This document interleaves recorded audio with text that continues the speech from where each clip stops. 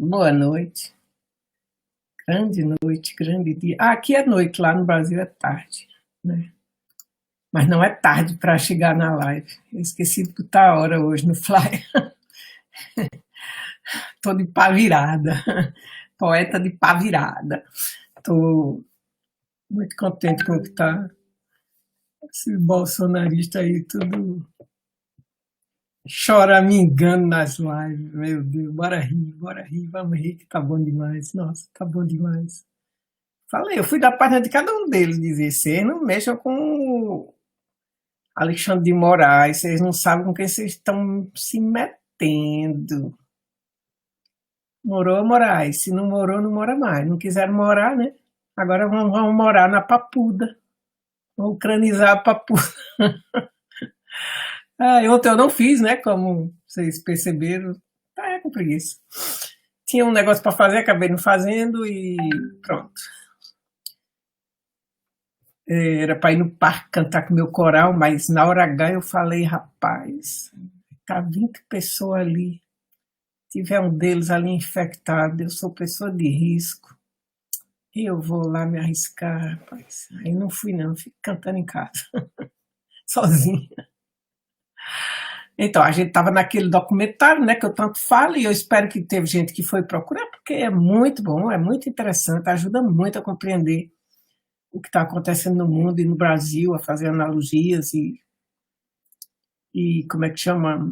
E pensar, pessoas pensaram antes da gente, né, coisas que se pode fazer para sair dessa desgraça, tanto da pandemia como do pandemônio, né? Posso estar doidinho, coitado. Tá, hoje ele ainda ameaçou, né? Tô vendo a hora é ele preso. Carluxo tá tic-tac, né? Tic-tac, tic-tac. Carluxo e Flávio. Flávio vai ser mais difícil porque ele tem imunidade, né? Mas o Carluxo não tem, não.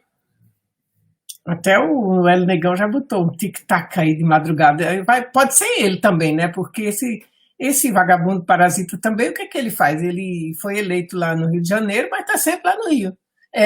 Está sempre em Brasília com o Bolsonaro, é guarda-costas do Bolsonaro, capitão do mato. Bom, então a gente estava nesse documentário, capítulo 8, né? Vai terminar, só faltam dois, que são 10 capítulos. Agora os dois próximos tratam do mesmo problema, da questão do neocolonialismo e liberalismo. Na realidade, ó, fascismo, neocolonialismo, nazismo, tudo isso está ligado, né? Neocolonialismo também, eles dão outro nome porque o mundo mudou, as coisas se modificaram, estamos entrando com novas tecnologias, né? Hoje ninguém vai mais de barco, vai de avião, aquelas coisas. Escravizado, quer saber como é que estão agora os escravos? Vai lá na Líbia para ver como é que está acontecendo lá, né? Até a ONU se espantou, mas não fazem nada, aí pronto. Então, o capítulo 8 trata da questão do mercado sempre, né? Mas aí a força fiscal dos mercados financeiros, né? E nessa parte, o Noam Chomsky ele revela como os mercados financeiros conseguem formar uma espécie de senado virtual que pode ditar aos vários governos do mundo, né? Porque eles estão o tempo todo enviando os lobbies, né? Ou mensagens, fazer chantagem. Esse povo vive de chantagem, né? Chantagem, ameaça, essas coisas. Então, eles ditam aos governos do mundo as políticas que devem adotar, né? Sobretudo quando o país está nas mãos do FMI. Aí eles ditam até de manhã à noite o que é que o governo tem que fazer, dizer, e o povo que se lasque, né? Que é assim. E o tio Bernard, ele então descreve os deslizes, ele se chama assim, não é meu tio não, tio Bernard. Ele descreve os deslizes das operações de balanço de bancos privados, né? Que fogem totalmente do controle dos estados. E no Brasil estão querendo privatizar, né? Banco do Brasil, tudo isso. Por quê? Porque aí depois ninguém controla mais. É só saqueio do Estado, do dinheiro do povo, né? Que é o seu dinheiro que ele vai roubar. Então ele aborda o tema dos derivativos financeiros, é tudo coisa que eu não sei que diabo é, mas enfim, lá quando você vê o documentário, eles explicam direitinho o que é, né? Eu estou aqui tô dando só um resumo do capítulo, né? Vocês vão lá e E olha, mas é muito importante saber. Eu até vou me interessar mais. Eu comecei um curso de economia solidária, né? Num curso mais. O curso era muito bom quando se tratava de economia, de sociologia, de filosofia, essas coisas, mas quando um certo momento entrou dinâmica de grupo. Aí eu odeio esse negócio, né? Porque aí o povo pensa que é confessionário ou divã de psiquiatra, ficam contando a vida. Aí aquilo durava muito, aí eu peguei e abandonei, né? Mas tinha uma professora chilena que ensinava economia e era muito boa. Mas enfim, eu abandonei. Mas eu vou até me interessar mais por economia, porque eu já vi que é importantíssimo você entender essa coisa no país, né? Para compreender o que é que está acontecendo no seu país. Senão eles estão sempre ali, eu ia dizer um palavrão, mas eu já sou uma senhora idosa, né? Melhor não dizer palavrão, né? Mas assim, eles lascam você. Vocês aí botam o palavrão que quiser. Então ele fala desses derivativos financeiros, observando que uma das características fundamentais do capitalismo contemporâneo é manter o risco, para poder, sei lá, especular e ganhar dinheiro com isso, né? Eles mantêm constantemente no risco, no medo, na adrenalina, na realidade. Vocês já foram na Bolsa de Valores, como é que é? Ou eu nunca fui, mas eu vi em filme e tal, como é que essa gente é completamente histérico, é um bando de doido, né?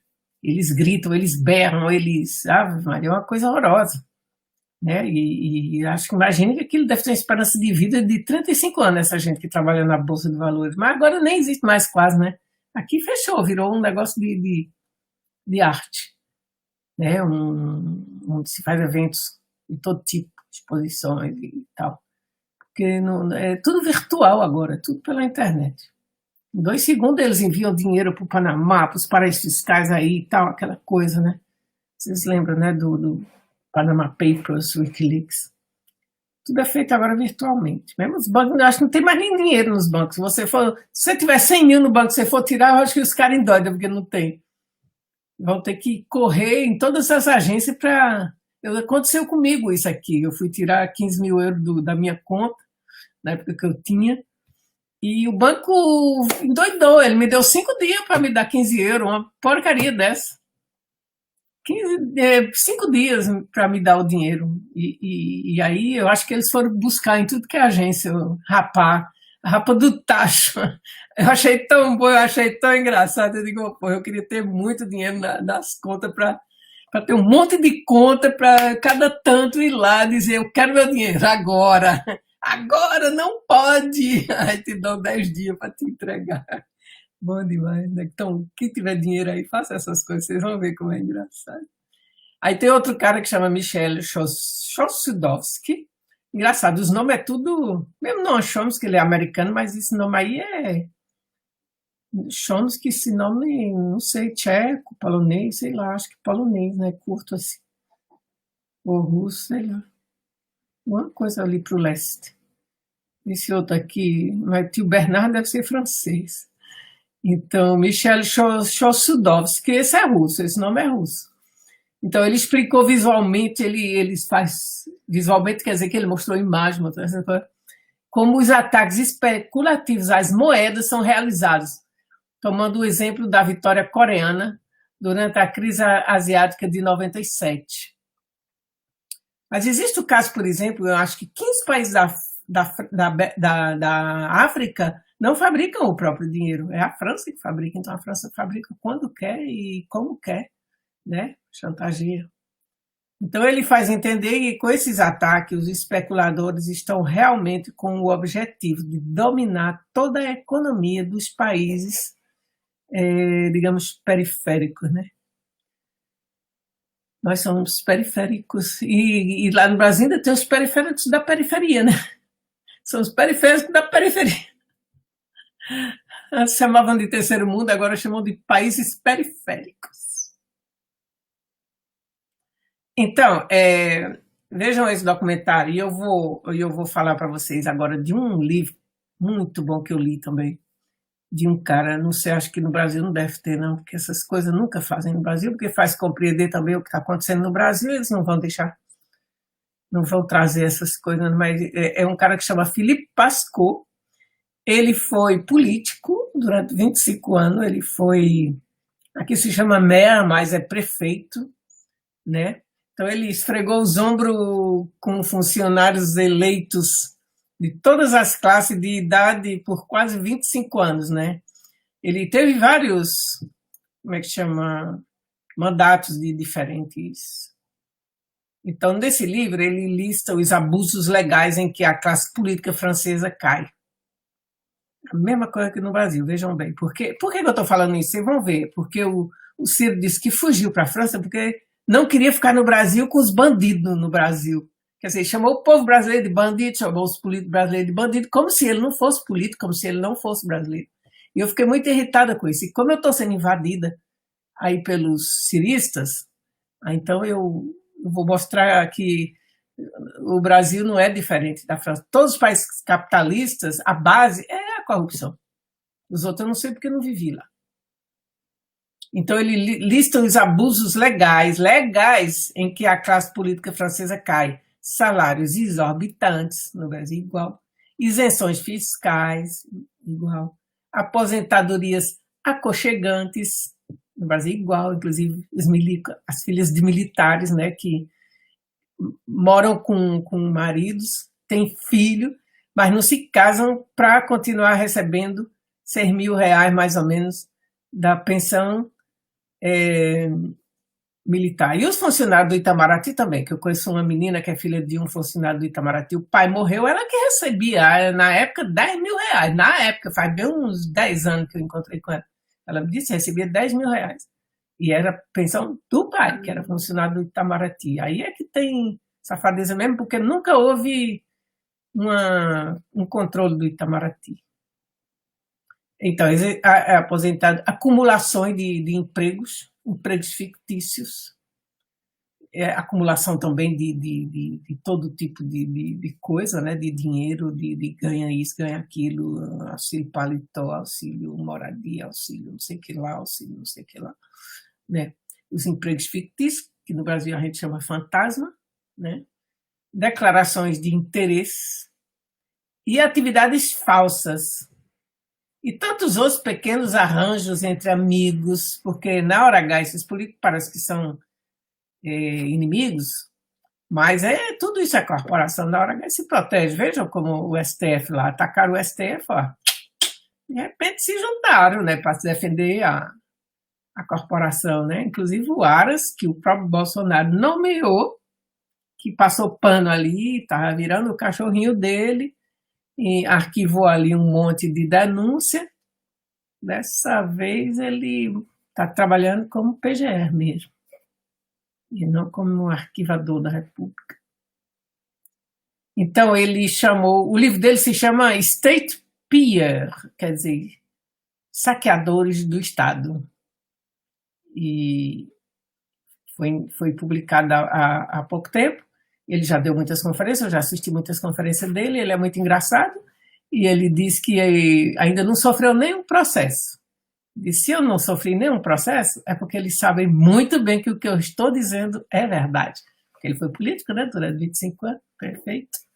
Prefeito em Paris é importante, não é como se fosse o governador do bairro, entendeu? O prefeito de Paris é um posto bem importante. Então, por que é que eu me interessei por esse assunto? Vou lhe dizer. Bueno. Estou com minha página do Facebook sendo invadida por uma facção cirista que já está, assim, acirrando uma espécie de gabinete do ódio contra Lula e o PT e Dilma. A pobre Dilma já saiu Lula saiu há 10 anos da presidência, mas ainda é um horror para essa gente. Ainda dá medo neles. A palavra de Lula e esse Brasil vira um reboliço assim que não tem tamanho. É um demônio. Então, eu chamei já de Gabinete do Ódio 2, né? E a intenção é se eleger, né? O Ciro quer surfar na onda do ódio para se eleger, como fez Bozó, né? Agora que ele não leu Marx, porque Marx dizia que Hegel dizia que a história não se repete. E quando se repete, é sob forma de tragédia ou de comédia. A tragédia já tivemos. Ele vai ser a comédia, então, né? Porque já é a terceira derrota dele. Quer apostar na quarta. É um cara que tem valor. Eu não entendo por que, é que ele está desse jeito, não. Surtando desse jeito. Ia tomar um Rivotril. E Ciro, vai nos trazer o quê? Na sua terceira derrota, duas derrotas para o PT, né? Perdeu para Lula.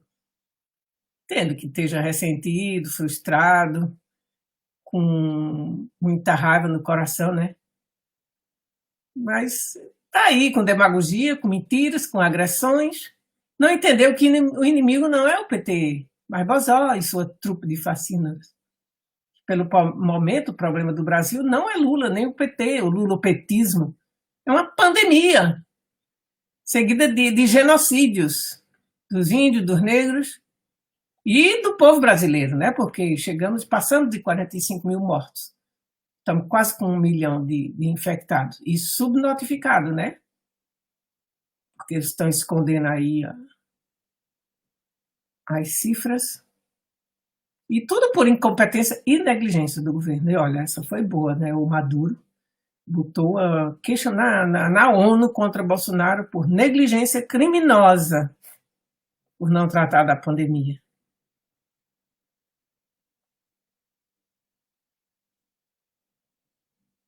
Bom, então, como Ciro disse que chegou ao ponto de dizer que fugiu para Paris, fugiu não, ele disse viajou, né? Eu que digo que fugiu, porque fugiu mesmo, e não votou ainda por cima, porque nós queria estar junto de bandidos no Brasil. Espera aí, rapaz. Isso é uma forma de se desvalorizar, porque ele é político também, e de desvalorizar os brasileiros. Eu fiquei muito chocada com essa fala dele. Coisa realmente de vira-lata. Ainda mais, ou ele não conhece a França, ou tá de sacanagem, né? Bom, ele está querendo preparar sua narrativa igual a Bozó para se eleger, como diz o Lula Petimo Corrito, Lula Ladrão. Bozó usou o diabo, né, para fazer. Bozó usou o diabo, Deus acima de tudo. A pátria, Deus usou o diabo. Não, peraí, o Bozó usou o diabo, usou Deus, ele é que é o diabo, usou Deus como Deus acima de tudo e o Ciro vai ficar o quê? Eu já estou confundindo Ciro com Bozó. Vai ficar o diabo. Então vai ser o diabo acima de tudo. E ele está diabólico mesmo. Só sobrou para ele isso, o diabo acima de todos. Mas aí, bom, não vai ter os evangélicos. Aí já é 30 milhões de menos. Né? Se tirar o PT, já faz 45 milhões, 45% de menos. Aí o que é que sobra? Nós somos 70. Vai sobrar muita coisa, não. Aí o Ciro vai ficar com seus 11%. Bom, mas enfim, eu estou recebendo aí o dia inteiro infâmias, difamações, fake news sobre Lula e o PT. Eu não estou defendendo o PT, não digo que não tem não corrupto no PT, mas aí também já é demais de fazer crer que o PT é o partido mais corrupto do Brasil. O Ciro esteve em 10 partidos, todos eles corruptos. Agora esse homem é bem limpinho, né? Bolsonaro também se elegeu dizendo, eu não sou, me chama de corrupto, porra. Ciro, mesma merda, ele está usando as mesmas armas de Bolsonaro. Só que de segunda mão, aí todo mundo já entendeu. Ninguém vai mais cair na esparrela, né? Ninguém é burro, a não ser que seja burro mesmo. Aqui tem tanta gente burra no Brasil que dá dó, eu fico com pena do meu país. Aí ele não vai poder usar o da pátria, né? A pátria acima de Deus, acima de tudo, a pátria acima de todos, não vai poder usar. Aí só vai restar, se não der certo, eu volto para Paris. Se não der certo, eu corro para Paris. Já estou vendo Ciro em Paris. Vem visitar, Ciro. Eu estou aqui em Bruxelas. É pertinho, ó. Dá 1 hora e 35 minutos no trem-bala. Pode vir, que eu recebo. Eu já lhe conheci aqui em Bruxelas. Eu conheci Ciro aqui em Bruxelas. Palhaço pra caramba. Numa plena conferência, ele disse para a esposa dele, que era Patrícia Pilar, telefonar na hora da conferência. Ela telefonou, aí meu amor, não sei o que lá. E aí ninguém conhecia a moça, porque a gente vive aqui no exterior. Eu já estou há 40 e tantos anos, eu não sei nem quem é. E ia 2 ou 3 pessoas na sala que sabia quem era. Aí os outros perguntavam, quem é Patrícia Pilar? É a mulher dele, a mulher dele. E aí ele perdeu mas até hoje o povo se lembra disso. Tem gente que ainda fala, lembra, neguinha, daquele... O povo aqui me chama de neguinho. Lembra daquela vez que Ciro veio e nanhanhã? Eu digo, lembro sim. Foi muito engraçado. Quer dizer, oportunista, né? Querendo tirar onda, sarro na cara da gente, fazer de besta. Bom, ele não votou no primeiro turno, fugiu para Paris, abandonou partidos, abandonou mandatos. Eu estava lendo a biografia dele, ele abandona tudo, né? A única coisa dele durou muito foi os 3 anos onde ele foi ministro do PT. Depois fica culpando o PT por suas derrotas. Eu acho que isso é uma falta de vergonha. Bom, então voltemos. Né? Essa desculpa da França sem bandidos é tão furada que dá até vontade de rir. Eu não engulo. Eu fiz essa live hoje porque eu sei que tem muito brasileiro que endeusa o país estrangeiro e que desmonta o Brasil, desmoraliza o povo brasileiro por causa de viralatismo, né? Então eu digo, eu vou fazer isso, vou falar da França. Eu conheço muito bem a França, eu moro aqui pertinho, eu sempre vou para a França. Que eu tenho projetos com a Unesco, que eu estou sempre sendo chamada lá. E eu estudo muito, minha sogra era especialista da política francesa, enchia meu saco o dia inteiro contando ali. Meu Deus. Enfim, e gravei tudo isso na cabeça. Na França há tanta corrupção como no Brasil. E na Bélgica, e em todo canto, é a mesma coisa. Mas capitalista, vive de corrupção. Se não for mais corrupto, eu fui lá na Wikipédia e olhei, eu botei só assim, como é que chama? Aqui eles chamam affaire político-financeiros, né? Assuntos político-financeiros. Aí eu botei presidentes corruptos franceses, são todos eles, desde 1892. Todos com problema de corrupção. Não vão presos porque tem proteção, né? Tem aquelas coisas, mas quando sai é tudo cheio de processo, todos eles cheios de processo. Aí começamos. Na Segunda Guerra, que era a França? Colaboradora do Brasil. No outro dia virou tudo, como é que chama? Sei lá, todo mundo depois dizia que tinha lutado contra o nazismo. Né? Resistente. Todo mundo depois virou resistente, inclusive Mitterrand. Né? De repente virou socialista, foi eleito. Aí o que ele fez, Mitterrand? Ele acabou com o movimento social na França, ele acabou com os movimentos das periferias, com aquela merda daquela campanha Touche pas à mon pote, que inclusive foi Gilberto Gil que fez a música. Aquilo foi acabar com o movimento das periferias que estava se levantando ali, naquele momento. Teve escândalos inúmeros, Mitterrand teve inúmeros escândalos, e tanto de corrupção como estava metido com o genocídio na Ruanda. Né? Ele é um dos principais responsáveis do genocídio da Ruanda. Giscard d'Estaing. Ele saiu mais sujo que pau do galinheiro, né? Porque teve o affaire com os diamantes do ditador Bokassa. O que eles fazem, esses presidentes franceses? Eles são financiados com Caixa 2 pelos presidentes africanos, ditadores africanos. Pois é. E o Giscard d'Estaing teve o assunto dos diamantes de Bokassa para financiar a campanha dele. Chirac tem uma lista enorme. Né? Mas lembro muito bem do caso das estatuetas que foram roubadas da Nigéria, estatuetas caríssimas, Guélédé, que foram roubadas da Nigéria e botaram anúncios internacionalmente, quando tem obras de arte que são roubadas assim nos países africanos.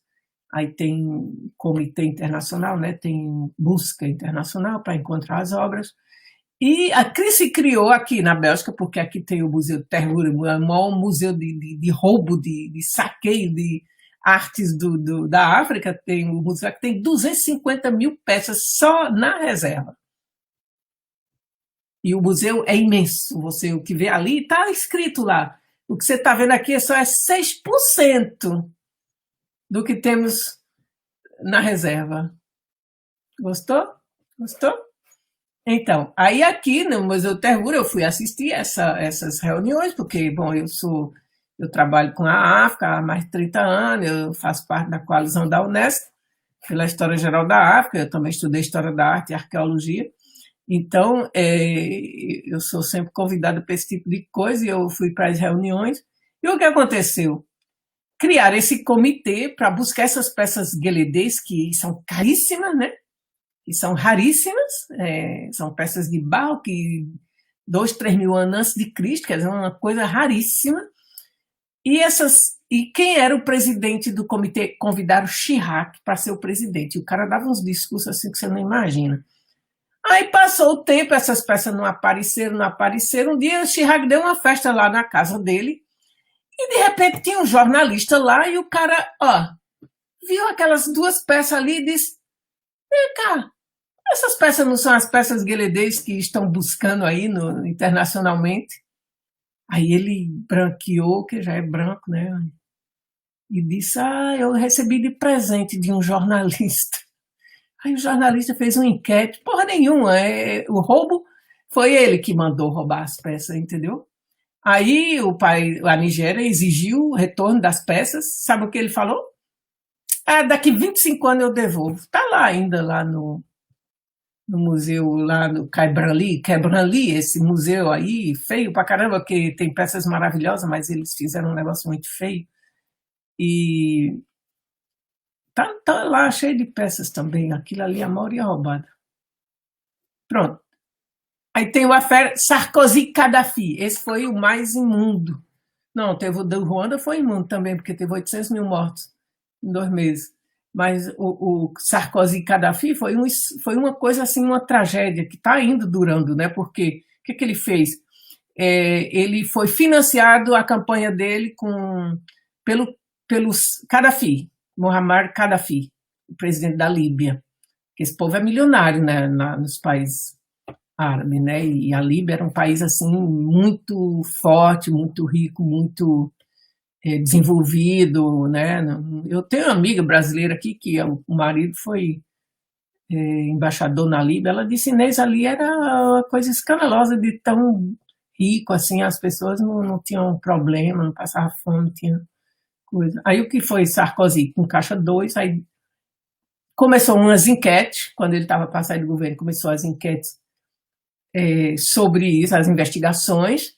Aí um jornalista publicaram essa suspeita de que ele tinha sido financiado pelo coronel Gaddafi, mas o coronel Gaddafi era recebido na França como rei, hein? Chegaram a botar as tendas dele ali no Eliseu, em frente ali.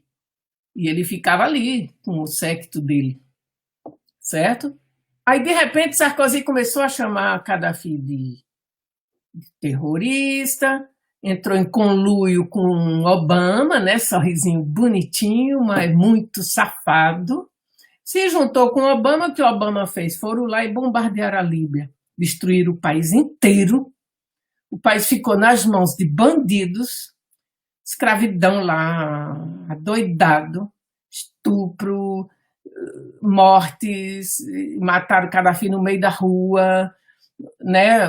Para esconder que ele tinha recebido essa caixa 2. Não adiantou nada, que depois todo mundo soube, né? Porque o escândalo estourou de vez. Então, chegam ao ponto de destruir um país inteiro para esconder as falcatruas dele, para tentar esconder, porque nem consegue. Tá bom? O assunto veio à tona de todo jeito, mas não vai preso, está lá, bonitinho, né? E se ele se apresentar, o povo vota de novo, sabia? É isso que dá vergonha, né, nas populações mundiais. Que eles votam e votam e votam e continuam votando. Eu vou ler um pouquinho o resumo do livro aí de Felipe Pascoe, porque é muito interessante. E por que eu vou ler isso? É porque serve para o Brasil, né? Aposto que você achava que a França era uma democracia maravilhosa. O grande herói de Gaulle lá, genocidário. Ele viu, terminou a Segunda Guerra Mundial, ele já foi matar nos Camarões. 600 mil pessoas foram assassinadas com napalm assim na selva. Ele mandava fogo nas selvas, certo? para que vocês parem de divinizar os países coloniais, genocidas e saqueadores de nossos países. Tá bom? Tem que tratar com respeito, mas com igualdade. Eles não merecem que seja que vá lamber bota deles, não. Bom, como eu falei, Felipe Pascoal foi político por 25 anos e fala do que sabe e do que viu, né?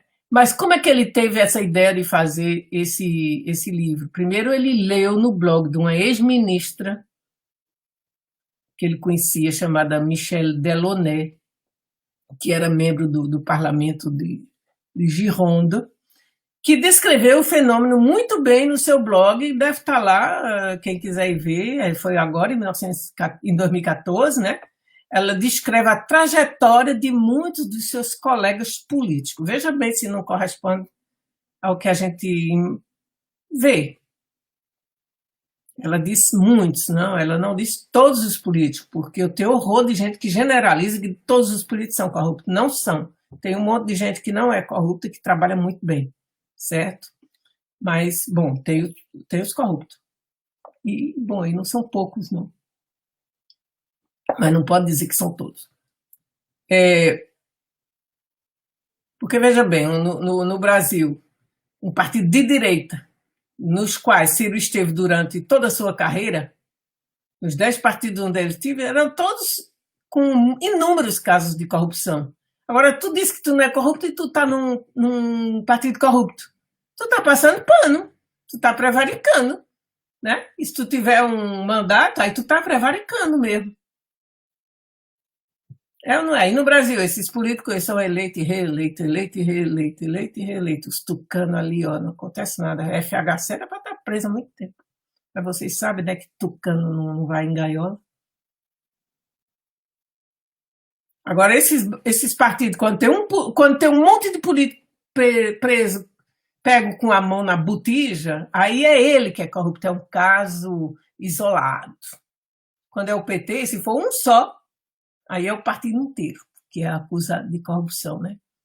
E nós vimos que teve vários políticos do PT que foram acusados, condenados, sem provas, como Lula, Disseu, Genuíno. Toda essa gente não teve, nunca até hoje apareceu uma prova contra eles. Quem tiver, me mande.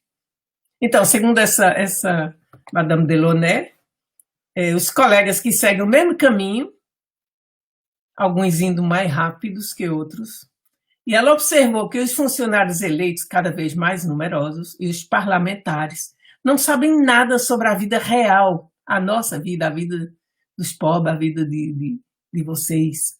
Não sabem os fins de mês difíceis, do que tem que comprar para a semana, do que dá para as crianças, do carro que quebra na hora errada, do transporte público lotado e sempre atrasado, porque na França é feito no Brasil, né? O transporte público é lotado e, sobretudo, os que vão para as periferias, o horror. De todos esses pequenos detalhes que envenenam a vida cotidiana de todos. Eles nunca conheceram a sombra de uma migalha da vida.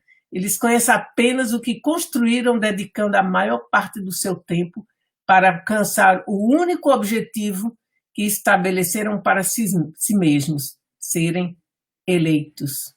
E como a senhora Delaunay diz com razão, o vírus simpático da partida, esse desejo de transformar o mundo para ajudar o próximo, é transformado em uma doença incurável de quem sabe de tudo, cuja palavra se torna evangelho. A vontade de poder substitui a de fazer o bem. O super-homem vem ao mundo. Quer dizer, eles se transformam todos em super-homem. Tem muitos aí até que se vestem em super-homem, né? Tem um que está doido para ser, né, o velho da Havana. Aquele que, porque o sistema quer, perde toda a espontaneidade e começa a calcular o que o eleitor quer ver e não o que realmente fazer para o interesse público. Pois nessa fase da nascente carreira do escolhido, ele gosta do poder e de tudo que representa. O poder, os penduricalhos, né? Da noite para o dia, seu status muda. Ele deixa de fazer parte do homem comum. Ele se torna um personagem, um notável, alguém. Philippe Paco sobre ele mesmo, né? Ele diz: eu mesmo experimentei essa coisa, esse sentimento. Depois da minha eleição como conselheiro regional na Ilha de França, e depois como presidente da Comissão de Formação Profissional e Aprendizagem também na região da Ilha de França, de uma só vez eu me tornei outra pessoa. Você teria pensado que uma fada de repente se inclinou sobre o meu berço de oficial eleito e com um golpe de uma varinha mágica tinha me feito imediatamente uma linda moça bonita e inteligente, porque todo mundo me paquerava da noite para o dia.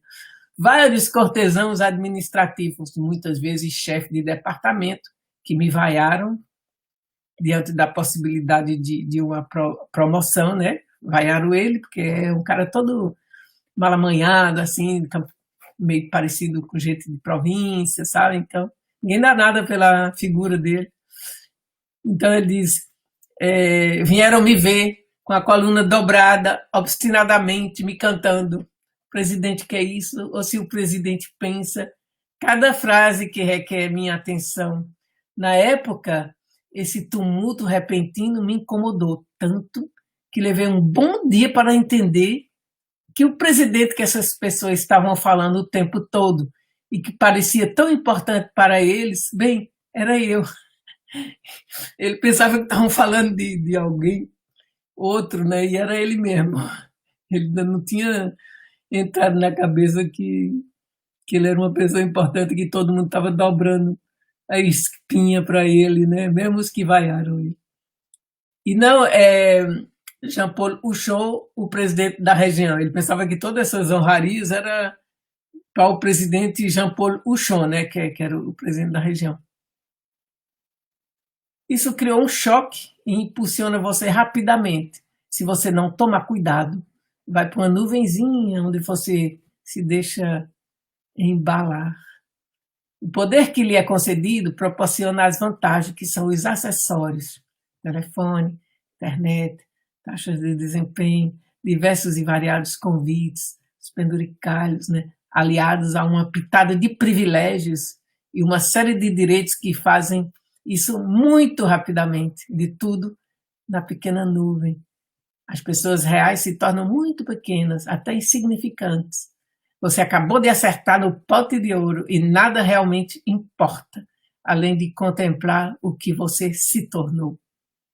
Uma vez bem resolvido, o funcionário eleito, gostando do cargo, começa a pensar e se pergunta como tornar-se não um inquilino de seu mandato, mas proprietário eterno. Sem perceber ou por cálculo, para cada vez mais funcionários eleitos, o funcionário eleito faz o que é chamado de plano de carreira. Ele então começa a acumular um mandato de sede, outro no caso, uma vice-presidência aqui, um pequeno mandato local ali, como base de retirada lá, um território para manter, para ter sua base traseira, a formatação de funcionários eleitos, um freio à diversidade, criatividade, tomada de risco, eles vão freando tudo, né? Tudo, toda iniciativa. Quem trabalha para eles acaba virando um robozinho, um legumezinho. Então, estamos entrando agora na política de todas as tendências, com um plano de carreira pré-estabelecido. Primeiro, tentaremos ganhar nosso lugar ao sol, depois mantê-lo e ampliar enquanto jogamos. Todos entre pessoas do mesmo mundo, da mesma corporação, que ficam juntas quando tentamos tocar suas prerrogativas. Certamente, de tempos em tempos, essas pessoas, mas em geral são sem patas, assim como uma ninhada de gatinhos brincando entre si, apenas para designar aquele que será o dominante da tribo. Então eles ficam ali naquela máfia, né, arrumando para ver quem é que vai ser o manda-chuva. Como cada vez mais funcionários eleitos com múltiplas responsabilidades têm quase o mesmo caminho para chegar ao poder, que todos eles vêm dos mesmos estratos sociais, com algumas raras exceções, que trabalham, vivem, respiram quase apenas no vácuo. Fica sob a sensação de que a compreensão da vida cotidiana os escapa.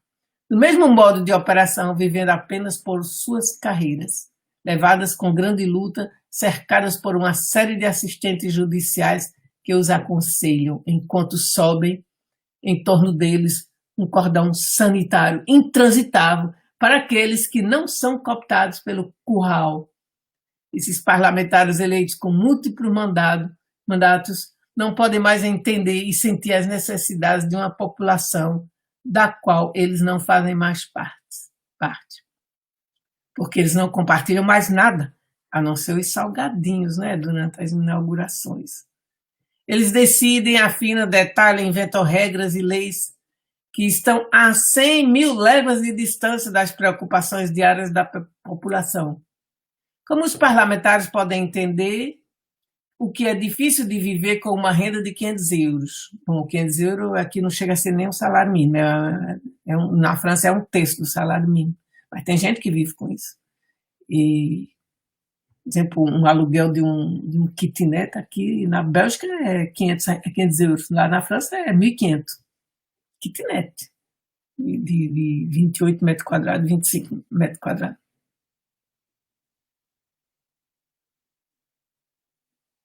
Em 2012, havia apenas um membro do parlamento do Palais Bourbon. Desde então, houve uma leve melhora. Em 11 trabalhadores e empregados, ou cerca de 3% da Assembleia como um todo. Se não quisermos cair em clichês simplistas e estéreis, ainda somos obrigados a notar que nossos parlamentares não estão mais à imagem de seus eleitores. A divisão entre aqueles de cima e os de baixo cresce de ano para ano. Em relação de 2001 a... Ah, não, isso aqui está errado.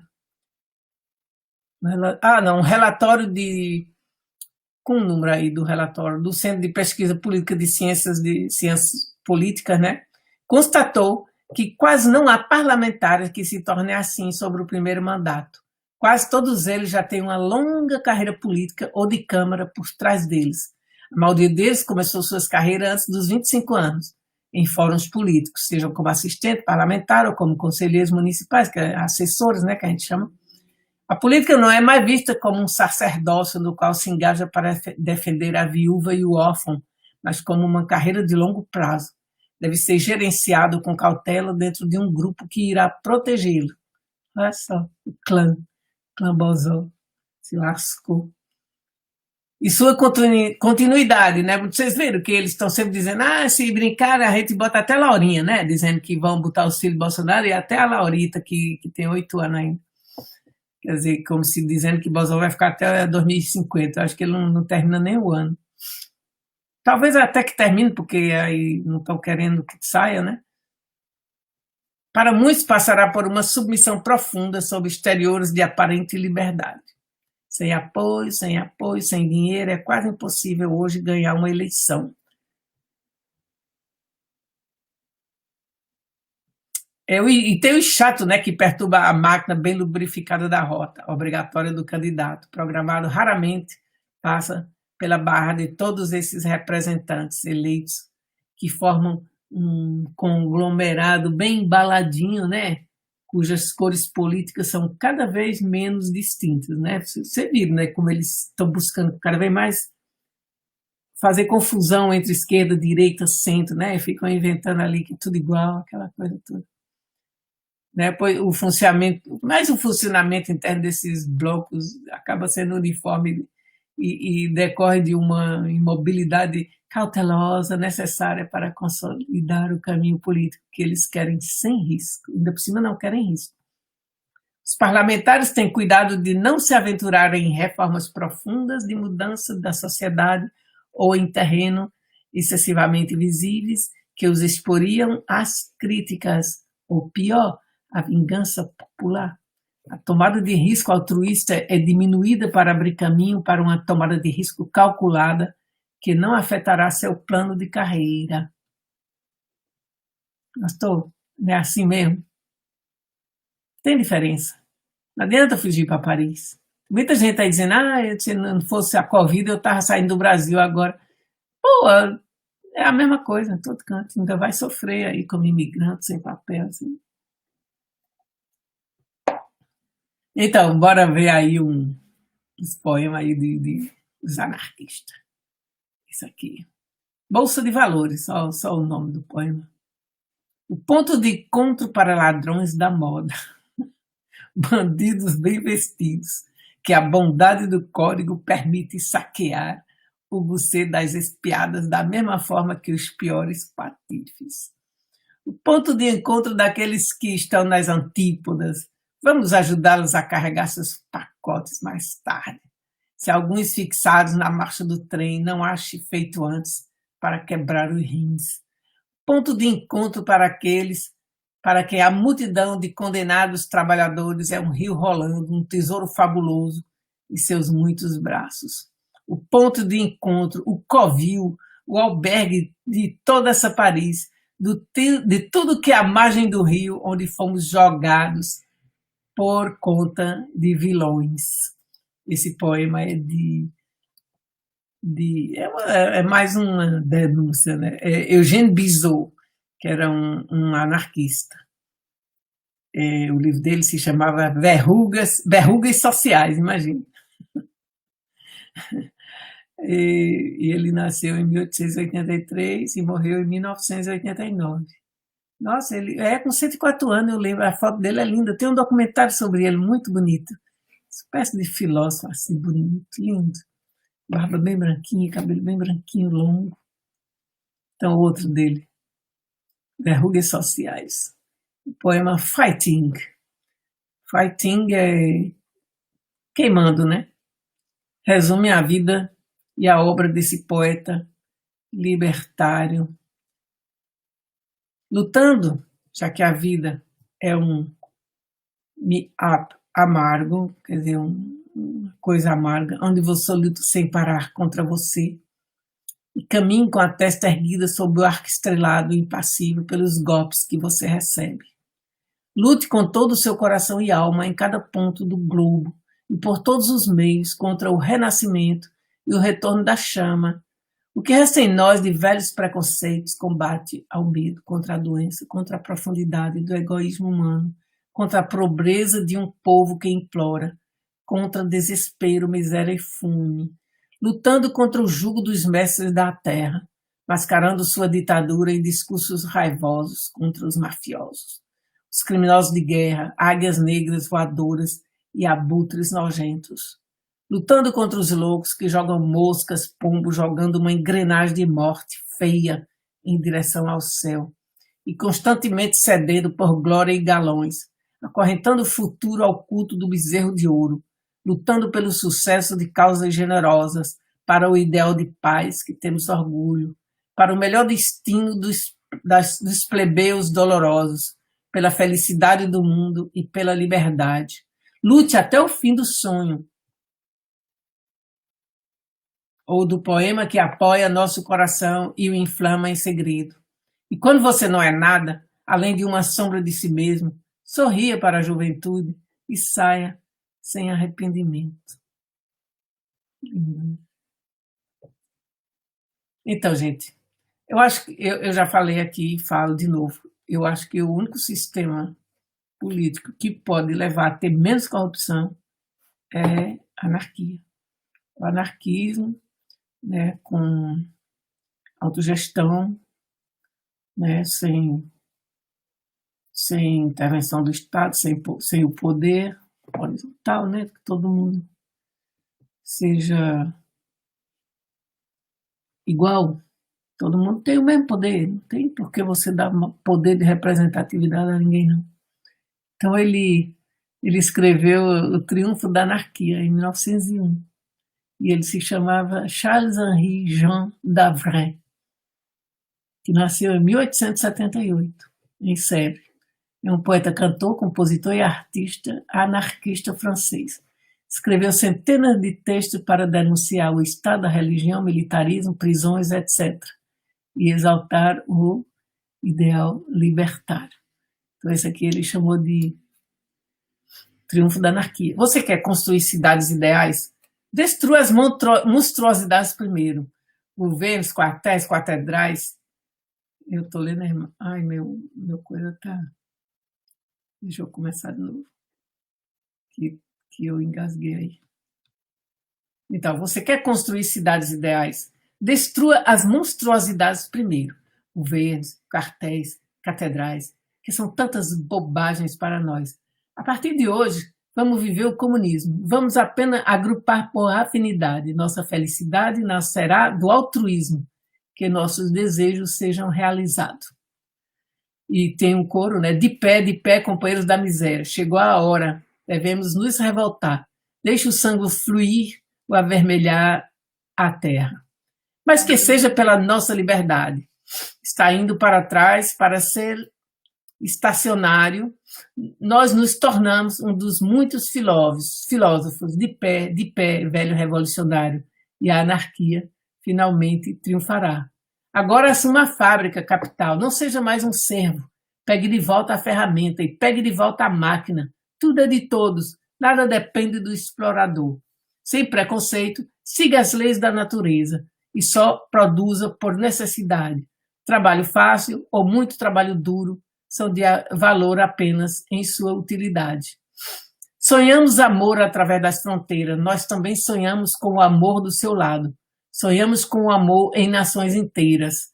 Erro abre caminho para a realidade. Sim, a pátria é uma bobagem, um sentimento aliado à covardia.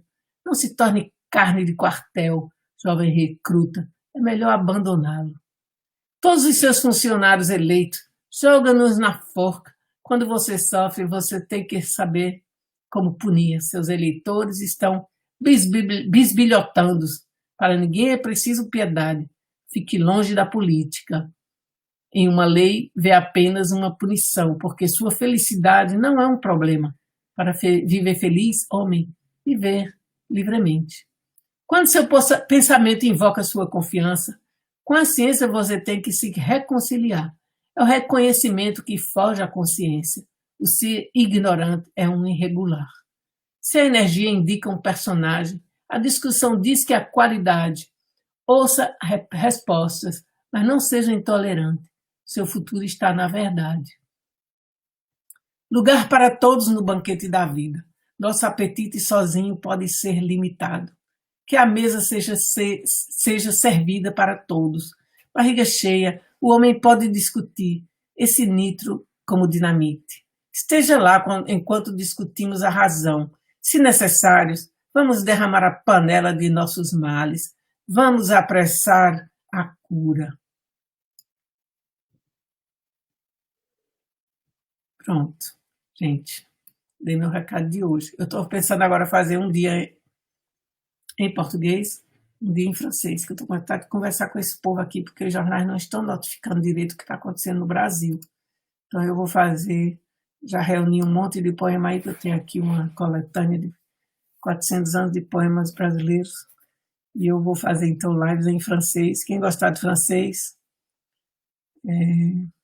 amanhã vai ser a live em francês, para os belgas e franceses e africanos, né, que for a francofonia. Eu tenho que falar do que está acontecendo no Brasil, não pode ficar assim não. Que os jornais, bom, estão notificando muita coisa, mas tudo sobre Bolsonaro, tudo que é ruim, esse homem, ele está veiculando tudo que é ruim, não sai uma coisa boa sobre o Brasil atualmente, é muito triste, é muito ruim. Esse homem estragou o Brasil, a imagem do Brasil no exterior está enlameada, e ele ainda está querendo mandar aquele vai tarde lá para Portugal. É comunista Portugal, hein, seu vagabundo? Vá não, para lá não, é comunista, viu?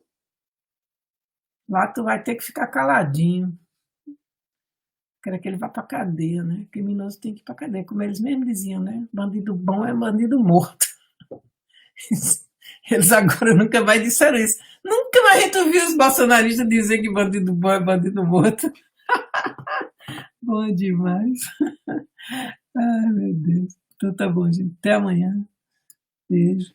Obrigada.